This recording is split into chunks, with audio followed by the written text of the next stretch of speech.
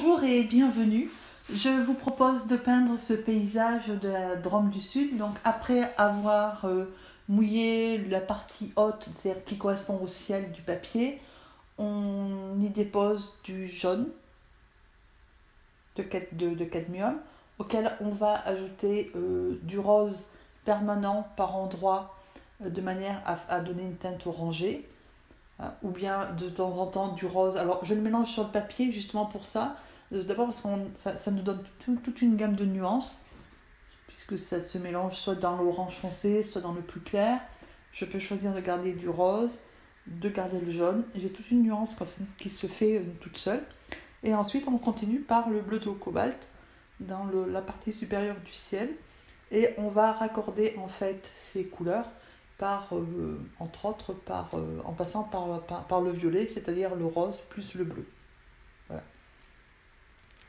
Alors à noter qu'au niveau du soleil, je n'ai pas utilisé de liquide de masquage, donc il faut contourner en fait, quand on peint, éviter de mettre de la peinture sur la partie du soleil, de manière à ce que celui-ci reste blanc et donc ressorte bien. Alors, pas d'inquiétude, là on a une grande bande de jaune. Il y a une partie qui correspond en fait aux montagnes ou aux collines qui seront à l'arrière-plan.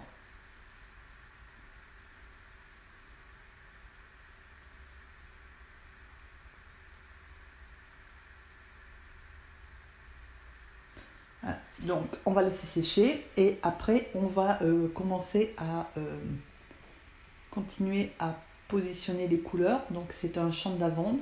Donc pour ça on va positionner alors donc, là par contre c'est du mouillé sur sec, c'est-à-dire que le papier en dessous il est sec.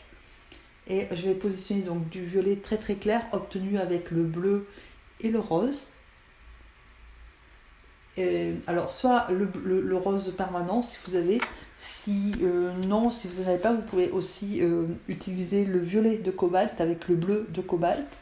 Et la bande de terre entre les rangées de lavande, c'est de la terre de sienne brûlée. Donc là, on positionne juste les couleurs. Par contre, c'est important de peindre dans le sens en fait des rangées, c'est-à-dire non pas horizontalement là, mais en suivant en fait l'esquisse, puisque là il y a un effet de perspective, donc il faut le respecter. Et donc on le peint dans le sens en fait de la rangée.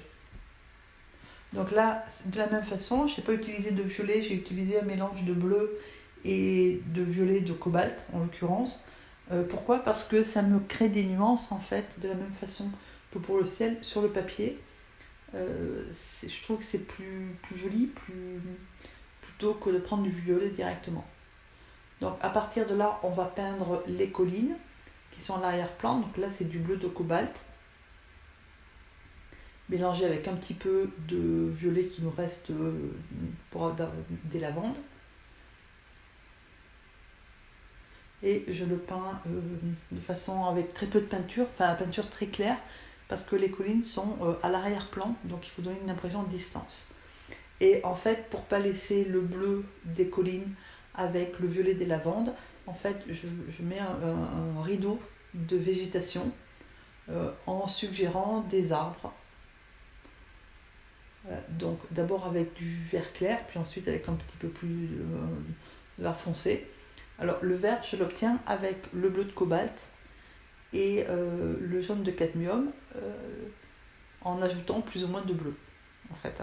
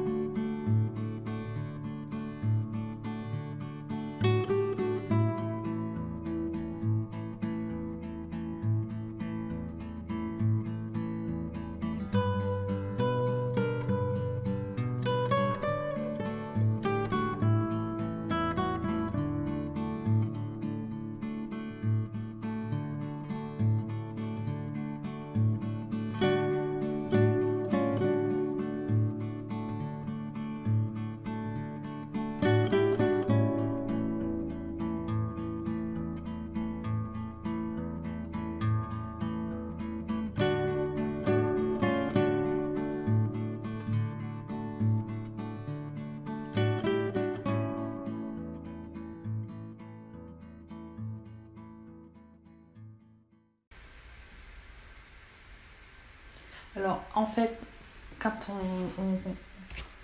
à ce stade-là, je m'aperçois que le pourtour du soleil c'est un peu pâle, donc je vais rehausser un peu la partie soleil en mettant donc du rose permanent avec du jaune cadmium très léger, de manière à donner un halo un peu orangé autour du soleil et donc à renforcer l'élément du paysage qu'est le soleil.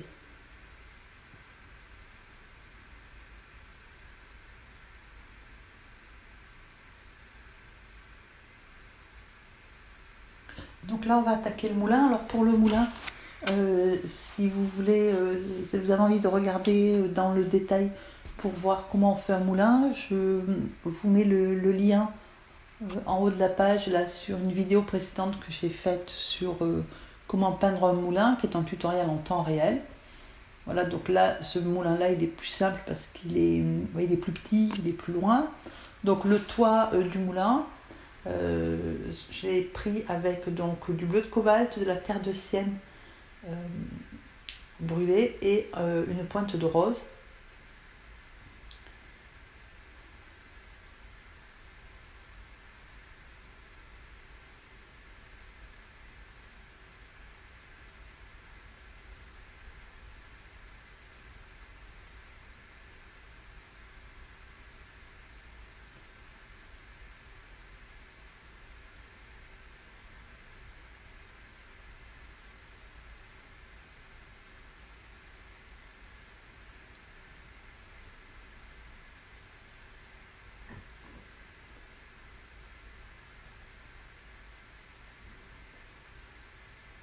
Et je me sers exactement de la même couleur mais en plus diluée en fait pour suggérer la partie du moulin qui est à contre-jour, donc à l'ombre. Enfin, c'est pas de l'ombre, c'est à contre-jour par rapport au soleil couchant. Et donc mettre là au niveau de la façade pour un petit peu texturer la façade. Donc l'ombre du toit bien sûr.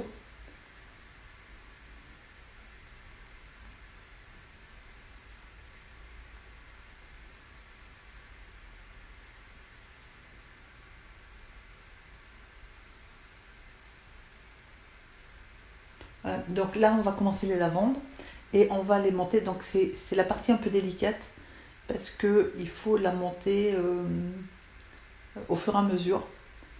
Et dans le sens, donc vous prenez le sens, bon moi je suis droitière donc je suis partie du côté droit pour aller vers la gauche ensuite, mais c'est délicat parce qu'il faut travailler vite et donc suggérer les rangées de lavande de façon relativement soft. Il faut que ça se voit quand même, mais il ne faut pas non plus que ça soit trop marqué. Et donc c'est la deuxième couche de lavande. Donc là encore, je mélange, je prends 3 couleurs, un peu de bleu d'outre-mer, un peu de bleu de cobalt et un peu de violet de cobalt. Et en fait, les couleurs se mélangent. Alors elles sont sur le pinceau et elles se mélangent vraiment sur le papier. Voilà. Donc là, la difficulté, c'est qu'on fonctionne en diagonale et de manière à suggérer la perspective.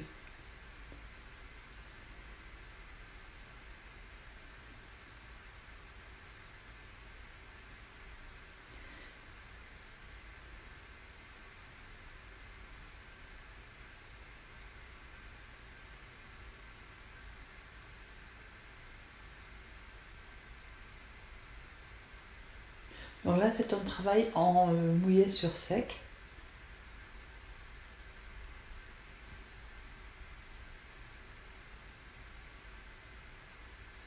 Et de temps en temps, et plus on va se rapprocher, plus le vert des tiges va apparaître. Donc on rajoute un petit peu à certains endroits du vert, qui est du vert foncé. Hein. D'autant plus que le côté qui est apparent là, c'est le côté qui est à contre-jour par rapport au soleil.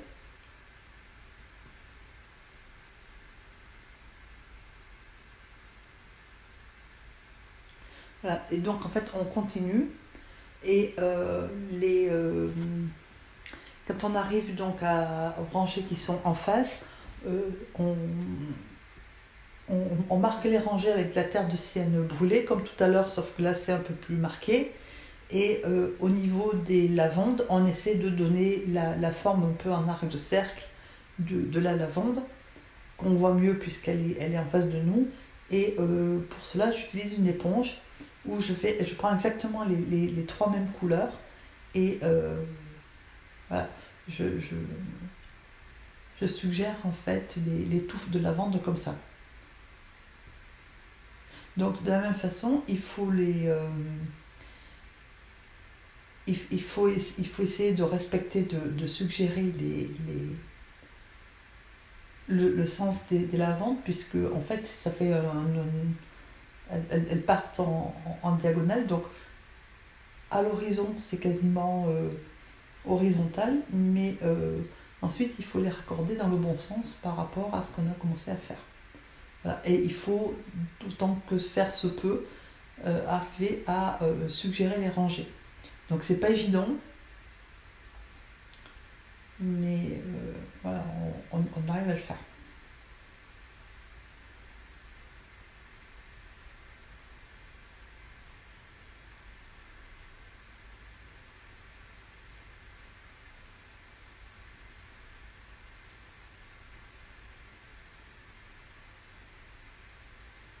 Et c'est bien de laisser un petit peu alors c'est pas du blanc puisqu'on a dessous, on a la première couche qui était de façon très claire, mais c'est bien de laisser un peu d'espace parce que ça aère aussi un peu aussi l'aquarelle. Donc là c'est pareil, il faut faire du vert et il faut essayer de le mélanger tant que la couleur bleu-violet n'est pas sèche en fait.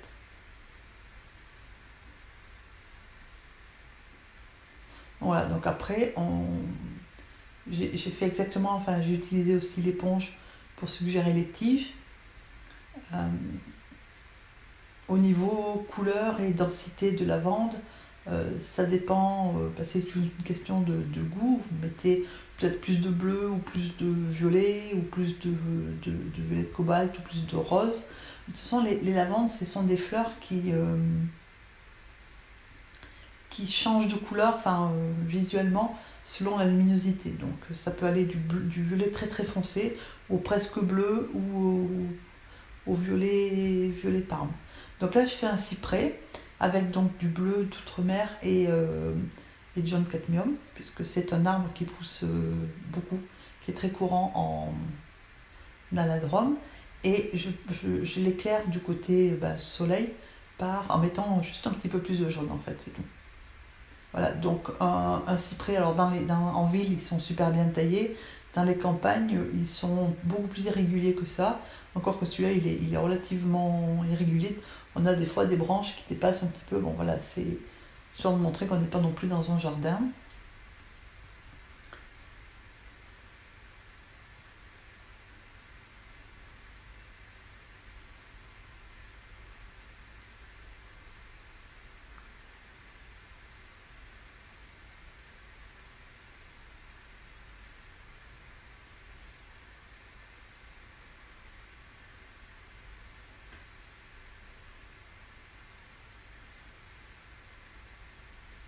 Alors là, je vais reprendre exactement les mêmes couleurs quasiment que le toit, c'est-à-dire du bleu d'outre-mer avec de la terre de sienne brûlée.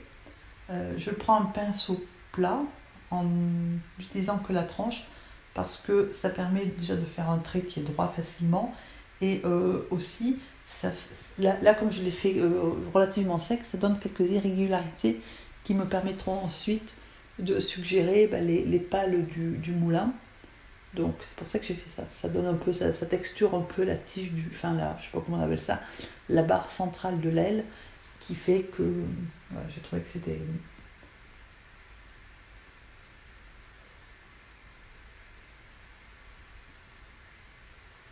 Donc là j'ai pris le pinceau numéro 2 et donc je suggère les ailes du moulin.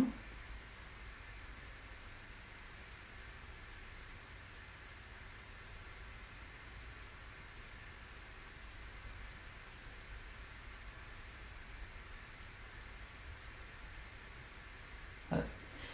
Et donc l'aquarelle est quasiment finie.